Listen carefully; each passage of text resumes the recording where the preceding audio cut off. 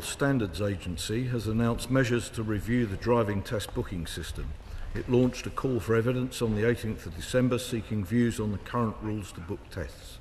This will lead to consultation on improving processes with potential future legislative changes. On the 6th of January, the same organisation also introduced tougher terms and conditions for driving instructors that driving instructors use to book and manage car driving tests for their pupils. I'm grateful for that answer, but I think the answer to my question is no, although it was very skillfully camouflaged. my lords, this is a racket. Middlemen are hoovering up slots on the DVSA website and then charging learner drivers a premium to access them. I googled this morning, book your driving test earlier. I got 8 hits on the first page with lots of inducements. You can receive a test a month earlier than you'd usually find on the DVSA website. Get your driving licence faster with early test bookings, and another one, booking a driving test quicker with our booking system. And Trustpilot reveals that some of those are scams, with people paying £90 and not getting a test. So my question is this. Last month, the previous Secretary of State said this: we will review and improve the rules around booking tests, including, as he's just said, measures to ban the resale of driving test appointments. Why doesn't the government just get on with it and ban this racket? I thank the noble lord for his research, and he's right. There are some people making money out of this, and they shouldn't do it. But my answer wasn't just no. One of the considerations in working through what needs to be done is so that we don't inadvertently make it more difficult for legitimate people looking for tests to book them. Now, what I'd say is that less than a quarter of total test bookings in last September, had been swapped from one licence to another, which means that actually swapping only affects a minority of tests. And the real answer is to actually reduce the length of time it takes to get a test. Currently in England it's nearly 21 weeks. The government has a target to reduce that to 7 weeks by the end of December this year, for which purpose it's recruiting 450 extra driving examiners on top of the 1,456 full-time equivalents there already are, and that will make a very substantial difference, with the aim of obviating any activity as he described, and getting people tests when they can take them. My Lords, given the disparities in driving test availability that the Noble Lord the Minister has just mentioned, will the Minister consider incentivising local authorities to help address these shortages by supporting additional mobile driving test centres in areas with high demand or limited access? I thank the noble Baroness for her question. The issue with the availability of tests is very substantially with the availability of driving examiners rather than the locations in which they're conducted. So, as I said, the additional, in effect, a 25% increase in the number of, actually it's the 33% increase, I'm sorry, on top of the current number of full-time equivalent driving examiners, is the thing which will make a real difference. My Lords, the current situation is grossly unsatisfactory for learner drivers. The Noble Lord, asking the question, talked about £99. I have knowledge of someone who paid £400 simply to get a local, quick driving test. Many people are suffering because they need that.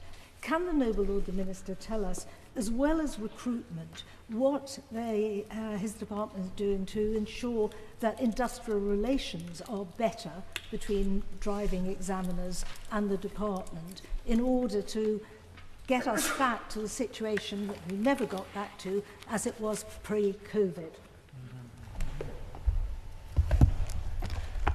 One of the considerations, certainly, with improving the relationship between the driving examiners and the DVSA is to have enough of them to conduct tests on a basis where people don't feel excluded or significant unreasonably delayed.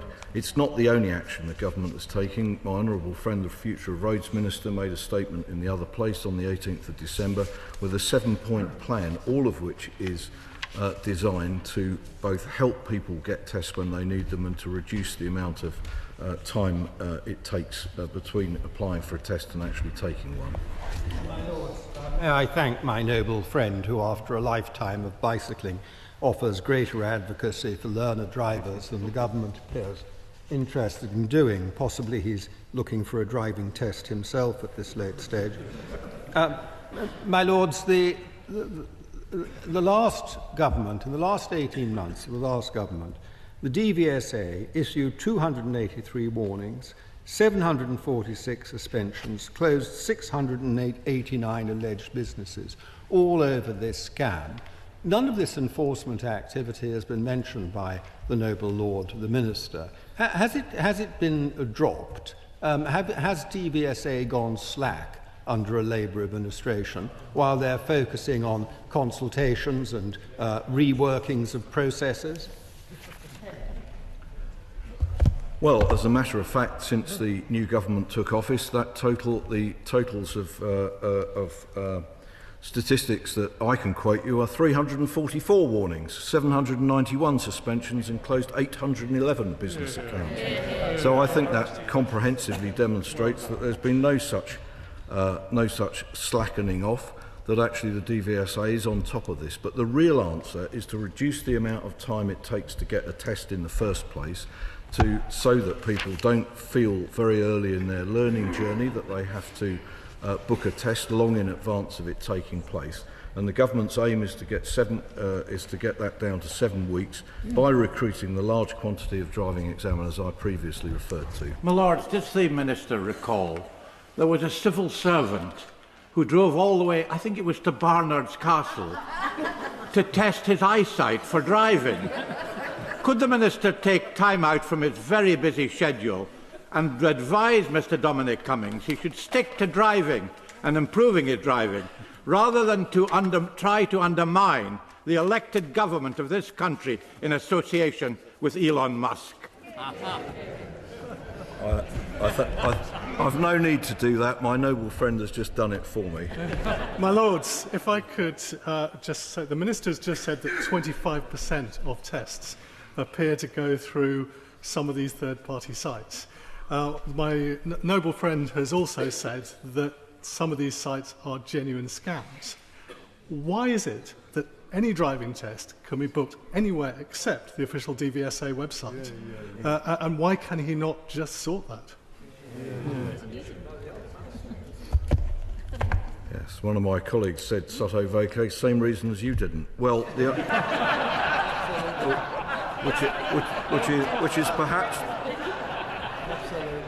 which is perhaps not an unreasonable point.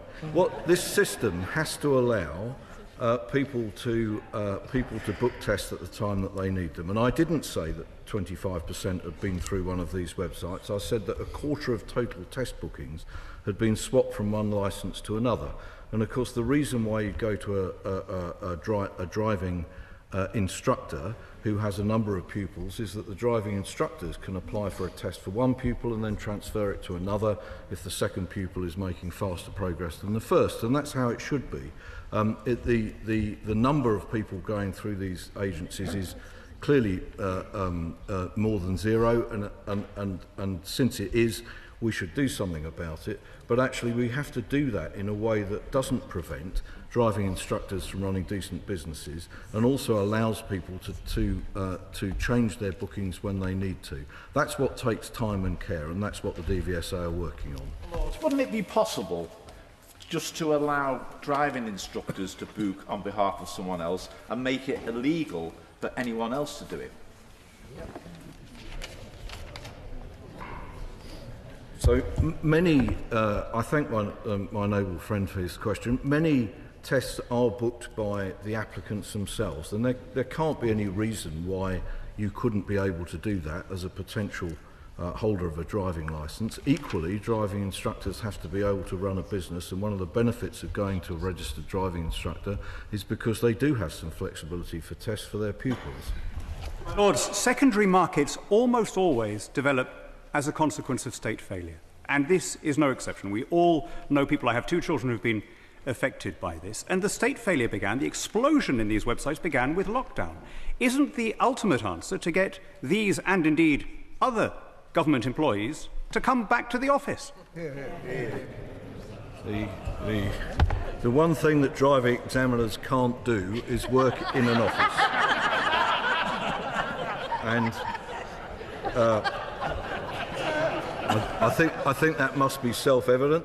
The real answer to this whole issue is to reduce the amount of time it takes from an application for a test to the test to occur. And if, as we expect, we can reduce that by the recruitment of 450 driving examiners, the first of which are now are about to start doing driving tests, and if we can reduce it from the current 21 weeks in England to 7 weeks by December, we will have obviated the problem.